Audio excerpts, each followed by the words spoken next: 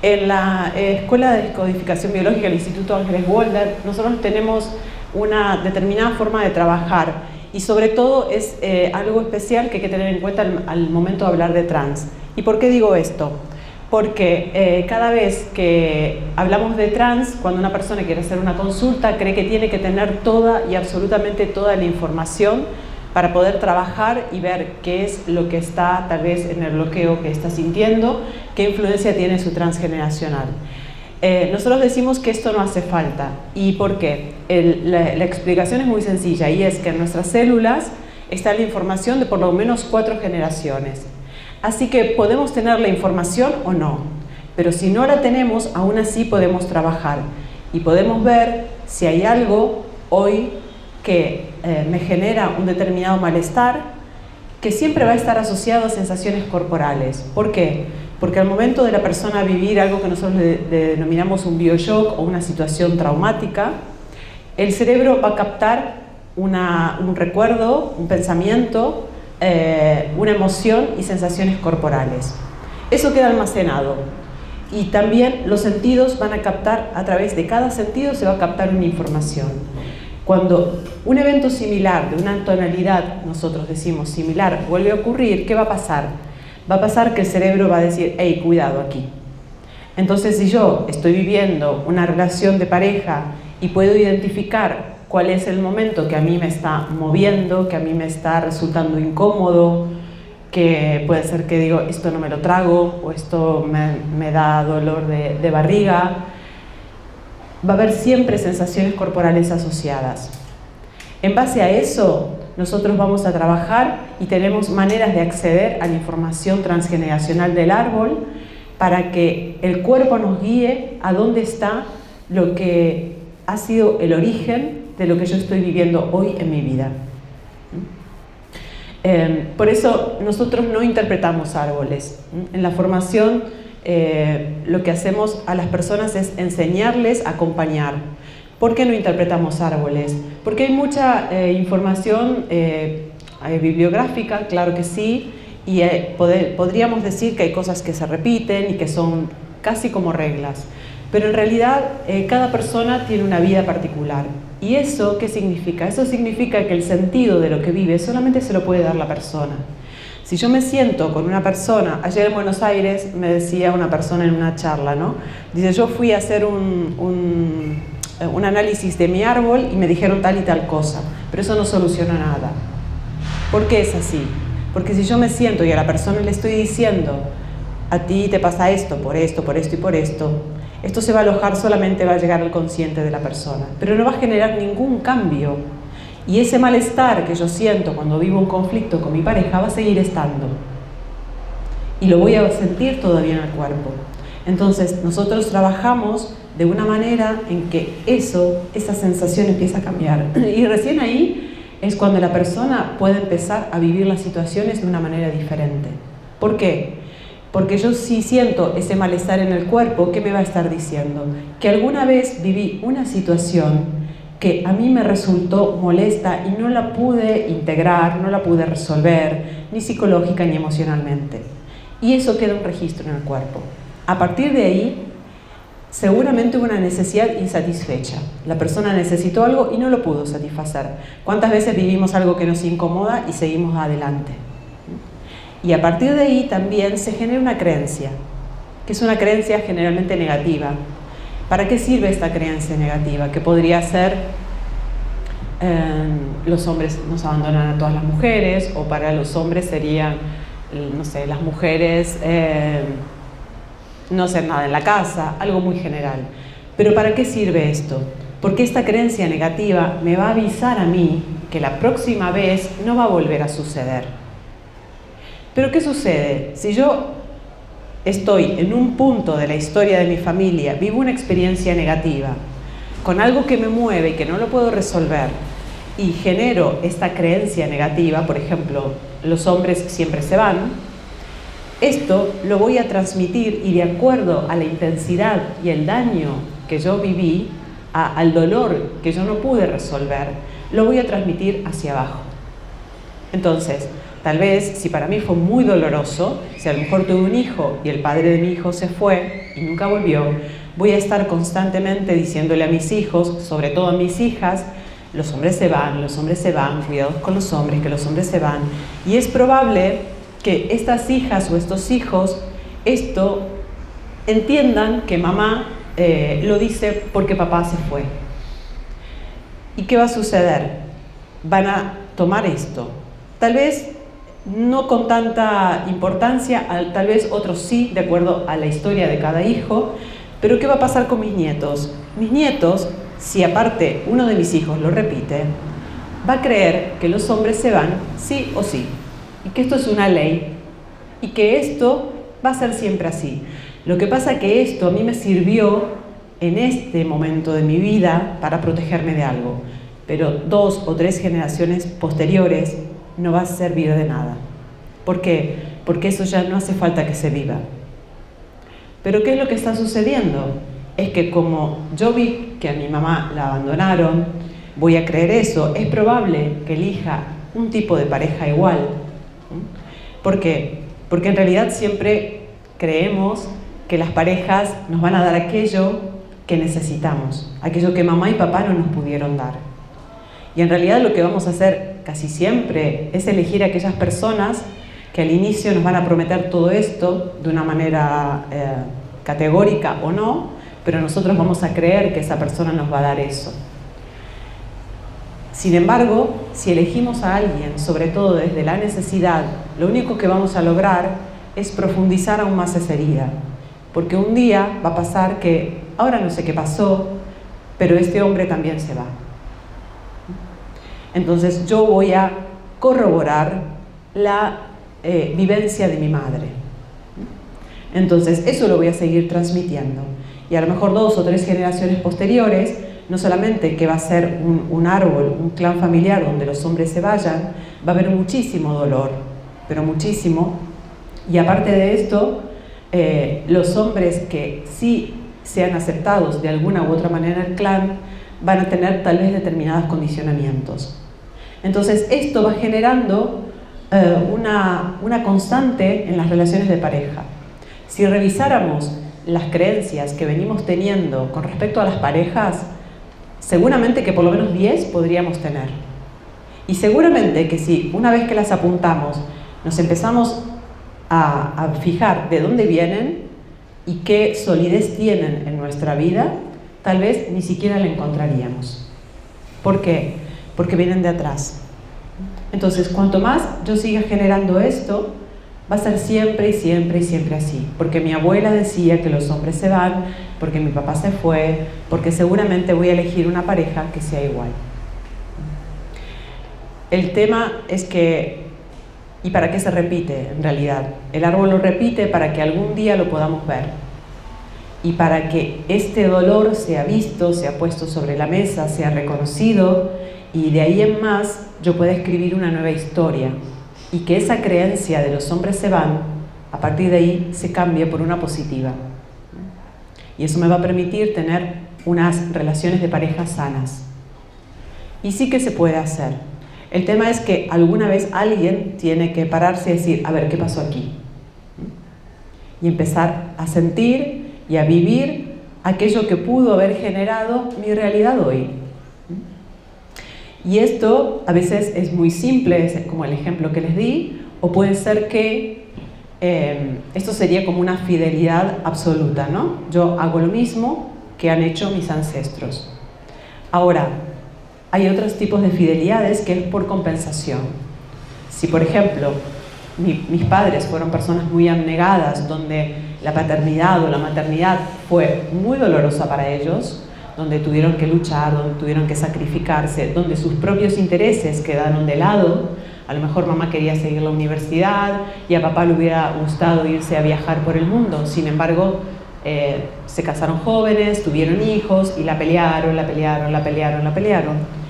Y eso, en algún lugar, aunque no sea reconocido, genera un dolor profundo de podría haber hecho esto o podría haber hecho lo otro. Entonces, generaciones posteriores, que pueden ser los nietos, tal vez los hijos, pero sobre todo los nietos, puede ser que hagan eso que mamá y papá no pudieron hacer. Y eso que mamá y papá no pudieron hacer, tal vez haga que haya generaciones donde los hijos ya no piensan en tener hijos, donde creen que es una carga, donde se quieren dedicar a viajar, a desarrollarse profesionalmente, donde el mensaje sería: tener una familia, tener una pareja es sufrimiento. Entonces, todo esto, absolutamente todo lo que nosotros estamos viviendo en un porcentaje bastante alto, mucho más del que nos gustaría, está absolutamente influenciado por las vivencias de nuestros ancestros. Y si nos pusiéramos a ver con información o sin información, podríamos ver que lo que estamos viviendo hoy tal vez viene de algo que tiene que ver con mucho tiempo atrás. Y estas fidelidades a veces se repiten de una manera absoluta con respecto a algunas personas. Puede ser que yo esté siendo muy fiel a la vida que ha tenido una bisabuela, una abuela. ¿Y eso para qué se hace? Para repetir. ¿Por qué? Porque ese dolor, que esa mujer dejó algo inconcluso. Y eso inconcluso que dejó esa persona, lo que va a suceder es que alguien lo va a tomar, y es una fidelidad inconsciente que ni siquiera la elegimos conscientemente. A veces somos inclusive fieles a personas que nunca vimos y nunca conocimos y ni siquiera directos. Pero vamos a tomar ese dolor y lo voy a volver a recrear, porque la intención es que eso se sane, es que eso cambie, en que algo se vea y que eso que no se pudo resolver en ese momento se haga. ¿Qué va a pasar si de esa persona, la siguiente persona que lo toma no lo resuelve? Y se va a ir incrementando. Cada vez que esto siga y si se sigue incrementando, se va a hacer cada vez más grande y cada vez con más personas del árbol. Por eso vamos a ver que hay historias de familias enteras donde hay o separaciones o no hay, las personas no se casan, no tienen hijos, porque esto se va acrecentando. Y si esto no se logra solucionar, va a llegar un momento en el cual esta información va a hacer que el árbol se corte. Y es lo que llamamos familias tóxicas. ¿Qué son las familias tóxicas? Las familias tóxicas son esas familias donde seguir transmitiendo información, seguir trayendo hijos al mundo, da un dolor tan grande que entonces prefiero dejarlo aquí. Entonces vamos a encontrar que hay generaciones en las cuales se terminan, que no hay más descendencia. Entonces esa información nos va a dar la información de que antes hubo cosas bastante dolorosas y bastante fuertes, lo suficientemente fuertes como para que esto no se siga repitiendo. Inclusive hay gente que lo dice: yo la verdad es que para traer hijos al mundo con todo el sufrimiento de mi familia no lo haría nunca. Y es ahí donde esa información queda. Y las relaciones de pareja pasa un poco lo mismo. Si en mi familia hubo historias de... Lo que quiero es... Perdón, ¿podríamos cerrar, que me molesta el ruido de la calle? Perdón, ¿eh? ¿Podría cerrar? Sí, por favor. Perdón, ¿eh? Sí, ahí. Gracias. Gracias. Porque me molesta el ruido de la calle, perdón. No me puedo mover porque está ella... Ay, gracias. Entonces, lo que va a suceder es que si hay memorias donde tal vez traer hijos al mundo ha sido doloroso, no voy a tener un hijo, porque es probable que haya mujeres muertas en partos, niños muertos, abortos. Entonces estas memorias de dolor van a hacer que queden, y sobre todo cuando hay pérdidas. Las pérdidas son tan importantes a nivel biológico, porque el fin último del ser humano es reproducirse, que esto va a generar una información de que, cuidado, es peligro. Si tengo un hijo voy a morir. Si voy a morir yo o puede morir mi hijo. Entonces, tal vez esto haga que se generen síntomas de infertilidad en las parejas, que la persona decida si hay historias de abusos en su familia, el hombre es peligroso o la mujer es peligrosa. Entonces, voy a hacer todo lo posible, inclusive con el cuerpo, ¿no? Hay mujeres que son muy masculinas. Entonces dicen, no sé por qué los hombres no me miran, pero tienen un aspecto masculino. ¿Y eso a qué se debe? Hay memorias en las cuales ser mujer fue peligroso. Entonces voy a tratar de no serlo Tal vez voy a tener un sobrepeso, tal vez voy a tener una actitud masculina, aunque no sea la orientación sexual. Pero como ser mujer ha sido peligroso, entonces voy a hacer todo lo posible para no parecerme. Y eso va a hacer, obviamente, que para esta persona no sea tan fácil tener una pareja. Lo mismo ocurre con los hombres.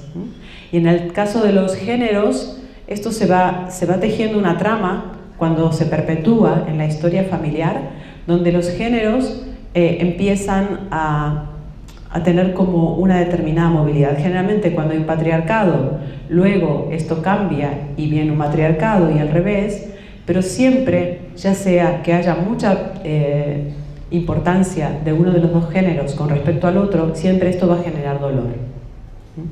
¿Por qué? Porque si hay un matriarcado, los hombres no son vistos, son pisoteados, son maltratados, los hombres no sirven. Entonces tal vez pueda hacer que los hombres que solamente acepten en mi clan sean gays. ¿Por qué? Porque están con una fidelidad al sufrimiento femenino. O otra de las posibilidades es que los hombres se aborten. Otra posibilidad sería que las mujeres, hay un patriarcado y hay un sufrimiento constante por parte de las mujeres. Es un sufrimiento constante. Esto también va a generar una determinada relación que va a hacer que el sufrimiento se ahonde cada vez más. Por eso hoy día está sucediendo todo lo que está sucediendo con respecto a todo este movimiento de las mujeres, ¿no? Yo creo que son muchas memorias de sufrimiento que se están poniendo y están saliendo, y ojalá que un día se equilibren, para que este dolor, porque somos necesarios tanto unos como otros, ¿no? Sobre todo para seguir existiendo como humanos en la Tierra. Entonces, nos complementamos, tenemos cerebros muy diferentes, somos muy distintos y la verdad es que somos necesarios tanto unos como otros.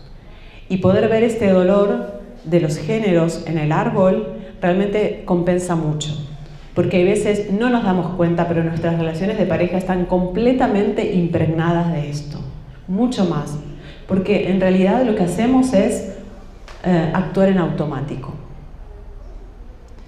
Y es lo que tal vez muchas veces nos lleve a cometer muchos errores. ¿Por qué? Porque miro con las gafas de muchas generaciones hacia atrás. Y es la única manera que sé para mirar esto. Entonces, si yo creo y está constantemente el pensamiento de que con una pareja puede pasar esto o puede pasar lo otro, inevitablemente va a suceder. Y lo voy a generar en mi vida. ¿Para qué? Para ser fiel a los que estuvieron antes. Y con eso, aparte, voy a afirmar aún más la creencia negativa.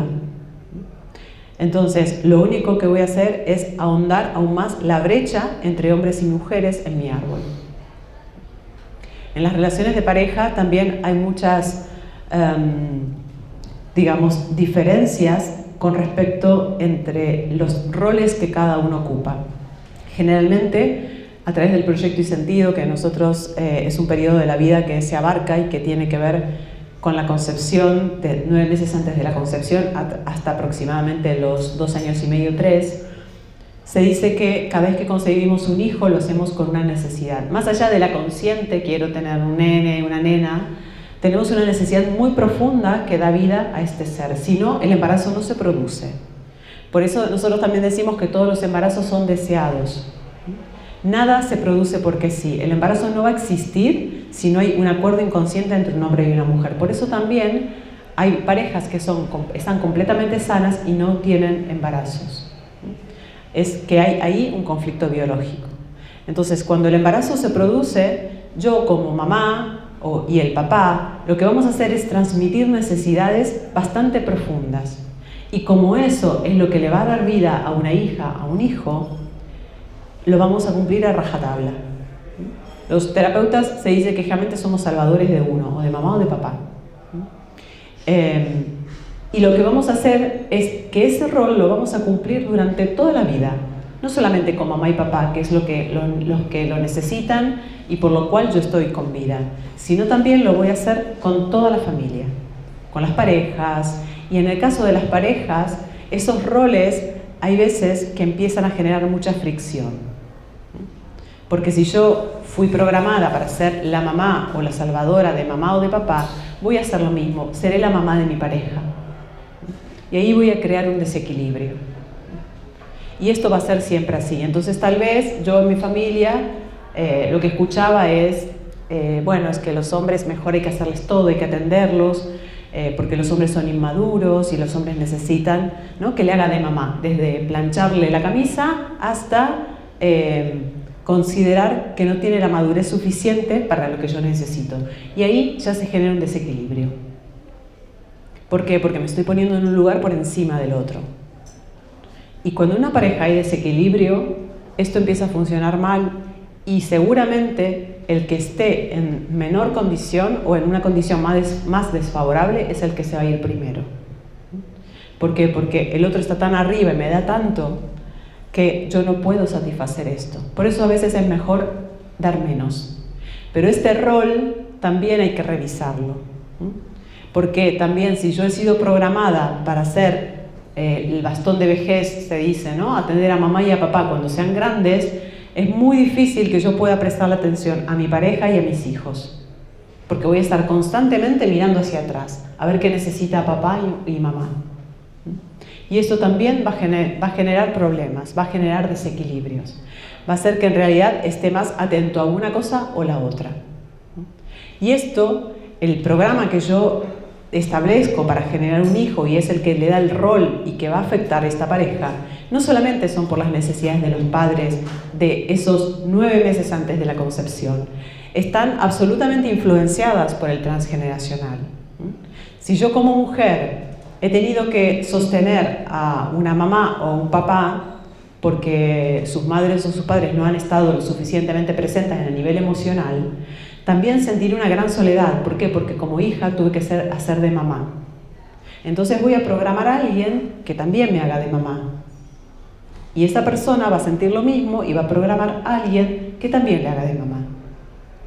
O los hombres, ¿no? O los hombres generan ese hijo que a lo mejor necesita que se ocupe de la parte económica. Y eso va a hacer que se genere uno y otro y otro y otro y otro. Eso va a generar en las parejas unas determinadas diferencias que pueden tener una implicación bastante importante. Porque la pareja que yo elija seguramente no va a ser alguien porque sí. Y es alguien que no solamente viene solo. Viene él y todo el paquete familiar. Aunque a veces creamos que no. Siempre la familia del otro me va a estar mostrando mucho. Me guste o no. A veces escuchamos decir esto, ¿no?, de la familia de mi pareja o de mi expareja, o hablamos y decimos no lo puedo creer, ¿no?, y extrañados. En realidad la familia del otro tiene tanta información que me es afín a mí y que me va a mostrar cosas que me gusten y que no me gusten. Y eso también va a ser parte de mía, porque hay neuronas espejos que van mucho más allá de que si me gusta el pelo, la cara, si es simpático. Esas neuronas espejos que el otro tenga se van a leer con las mías y van a decir, sí, esto concuerda. Aquí esto puede ser que funcione. ¿Por qué? Porque necesitamos encajar determinadas necesidades y creencias. Y a partir de ahí se va a empezar a desarrollar una pareja con esas condiciones. Entonces, siempre poder observar, tal vez desde un punto de vista un poquito más desde afuera, al otro, a la familia del otro y a mi familia, me va a dar información de qué estoy hoy repitiendo o por qué estoy haciendo tal o cual cosa en mi vida. Puede ser que esté siendo completamente fiel a mi clan, como mujer, como hombre, o puede ser que esté haciendo completamente lo más opuesto, porque eso es por compensación, porque directamente lo único que quiero es ser diferente. El tema es que cuando soy diferente es probable que me sienta fuera y que me sienta excluido o excluida. Entonces eso va a generar también otro dolor que se puede sostener, pero hay que tener en cuenta esto. Y las posiciones que ocupan las parejas con estos roles Si yo siempre soy acostumbrado a ser el papá de la familia, el que me ocupo de mi madre, de mi padre, seguramente me seguiré ocupando de mi esposa, de mis hijos, con esa característica paternal. Y tal vez mi esposa no sea mi esposa, sino que sea mi hija. También es muy probable que hay duelos que no se hayan realizado en las familias. Cuando un duelo queda interrumpido en cualquiera de las etapas, ya sea al inicio, en la mitad o al final, estos duelos son tomados inconscientemente por personas luego que vienen en el árbol, y lo que se va a hacer es poder generar y poder resolver ese duelo. Lo que pasa es que un duelo no resuelto, tomado por otra persona que viene en el clan familiar, lo que puede provocar es que una persona no consiga pareja, o que esté constantemente con una tristeza enorme, o que crea que sus relaciones de pareja van a terminar. O hay un miedo constante. Si a una abuela o bisabuela la dejó una pareja, entonces puede haber un miedo tan grande a que me dejen, y son estos miedos inexplicables. Son estos miedos o estas creencias que no sé de dónde vienen, porque si las analizamos no tienen que ver con nuestra vida. Y si yo tengo tanto miedo, tal vez sea yo, en vez de ser como mi bisabuela que la deja, la que deje. Y dejo, y dejo, y dejo, y dejo. ¿Para qué? Para no vivir ese dolor que fue tan grande y que quedó inconcluso. Entonces, todo esto, absolutamente todo, tiene que ver con nuestra historia. Con cada pasito que hemos dado, con cada situación que se ha vivido y que se han generado. Si hay una historia de amor que ha quedado inconclusa, es muy probable que esa historia de amor se vuelva a repetir generaciones posteriores, aún con las mismas características de él y de ella. A lo mejor ella tiene una profesión, él tiene otra, y va a ser casi igual lo que se repita. Y esto que se repita, también, si no se es visto y no se pone luz, es probable que quede inconclusa. O después, yo he visto casos de personas de que son fieles a alguien que por alguna razón han muerto o les ha pasado algo antes de una boda, y después hay un miedo terrible. ¿Por qué? Porque alguien murió justo antes de su boda. Entonces, estos son estos miedos que uno no entiende de dónde vienen, como los miedos a las pérdidas, los miedos o la desconfianza hacia los géneros, hacia los hombres, hacia las mujeres. Cuando hay historias de abuso detrás, claro, el mensaje es: los hombres o las mujeres son peligrosas. Entonces voy a hacer todo lo posible, inclusive con mi biología, para alejarme de ahí, para no estar en peligro, porque alguna vez realmente pasó algo que puso en peligro, o inclusive que se perdió una vida en mi familia. Y si encima esa vida se ha perdido, puede ser muy determinante la creencia a partir de ahí. O sea que con respecto a las parejas, no solamente son los roles que traemos de casa, que están muy condicionados por el transgeneracional, son estas cosas inconclusas que a veces vemos que se repiten. Estos amores que no pudieron ser, cuando una pareja se forma y alguno de los integrantes de esta pareja ha quedado enamorado o se ha casado con la persona que no amaba, esto tiene muchísima influencia. ¿Por qué? Porque todo lo no dicho, todo lo no vivido, todo lo no resuelto se va a poner en evidencia en algún momento. Entonces después es probable que a una hija, a esa pareja, le pongan el nombre de la exnovia de papá. Y es bastante complicado que para esa hija después pueda tener una pareja. ¿Por qué? Porque tiene el nombre de ese amor que no pudo ser. Y va a ser una hija que va a tener una afinidad especial con papá. ¿Por qué? Porque ese dolor de papá hizo que le pusiera el nombre de aquella persona que amaba tanto. Entonces son personas que están constantemente cuidando y relacionadas con ese papá, con esa mamá, cuyo amor quedó inconcluso. Y si esto se repite, inclusive se hace con nombres. Y si tuviéramos un registro de las fechas, tal vez las fechas de boda, de separaciones, coincidirían de una manera espectacular con las nuestras. Es todo repetición. Es mucho más repetición de lo que creemos. Lo bueno es que hay herramientas para poder poner esto en evidencia, para poder pararse y decir, bueno, a partir de aquí vivo mi propia vida.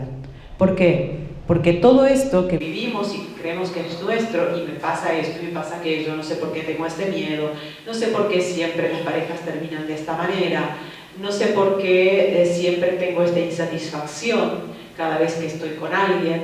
Todo esto, si pudiéramos un día pararnos y ver qué es lo que está pasando y qué información realmente es mía y cuál la traigo de atrás, en realidad sería muy liberador. ¿Por qué? Porque todo esto, si yo tengo mucho peso de mi información transgeneracional, va a haber algo dentro mío que esté cada vez más insatisfecho. Y esto sucede porque nosotros, como seres humanos, también tenemos intereses, tenemos anhelos. Y es aquí cuando generalmente la persona llega a consulta. Cuando dice, yo por ejemplo recibo bastantes personas en edades ya donde, sobre todo las mujeres, ¿no?, donde el reloj biológico está ahí como 37, 38, 39, y la mujer todavía no tiene pareja, se da cuenta que sostiene a toda una familia, o tiene relaciones que se terminan, y no sé qué pasa, pero en realidad a mí me gustaría tener una pareja, pero no aparece nadie. Y cuando se hace un trabajo se ve que internamente hay una mirada hacia otro lugar. ¿Y qué es lo que está influenciando? Que a lo mejor ni siquiera tiene que ver con su vida. Y eso permite a la persona que una vez que lo ve, que lo integra y que sabe que es así, poder ponerlo en su lugar, devolverlo a quien le pertenece y empezar a vivir su propia vida. Generalmente esto es lo que sucede cuando las personas vienen a terapia. Hay como esta parte interna de uno que puja por salir, que hay deseos, que hay anhelos y se empiezan a frustrar. Y si la persona ha estado observando, porque bueno, últimamente hay muchísima información al respecto, yo creo que eso es genial, porque la persona inclusive se puede empezar a poner a ver qué es lo que está pasando, y si nos damos cuenta, puede ser que estemos repitiendo constantemente historias, aún las desconocidas. Y sí, también, aparte de todo lo negativo, si bien a terapia vamos a tratar eso, lo que nos duele, lo que no podemos resolver, los bloqueos que tenemos, pero también tenemos recursos. También seguramente, yo hago un ejercicio con la gente que me gusta mucho, que tiene que ver con devolver los modelos de pareja que hemos tenido, ¿no?, con ese dolor, porque muchas veces los tomamos. Y una de las partes de este ejercicio es tomar un recurso, algo positivo que me va a servir hoy en la vida, de una pareja que sí tuvo una buena relación de pareja. Y la gente generalmente dice, no existen. Y esto es lo que dije yo también, ¿no?, al principio, cuando tuve que hacerlo. Y sí que existen, porque si no, no estaríamos hoy aquí. Entonces también hubo cosas positivas, también hubo cosas que seguramente hay ancestros que nos han transmitido recursos para poder estar en una relación de pareja. Y eso también lo tenemos que tener en cuenta, porque siempre vamos sobre lo negativo. Pero si pudiéramos apoyarnos también en lo positivo, en esos valores que se han transmitido, a lo mejor en esa pareja que tuvo esa comprensión, esa complicidad, ese amor, eso también está en nuestras células. Y poder rescatar eso también nos va a ayudar a seguir nuestro camino. Porque estos recursos en la vida son necesarios. Así como resolver aquello que a mí me está afectando, tener estas cosas positivas son aquellas que me permiten obtener esos resultados que internamente quiero y deseo.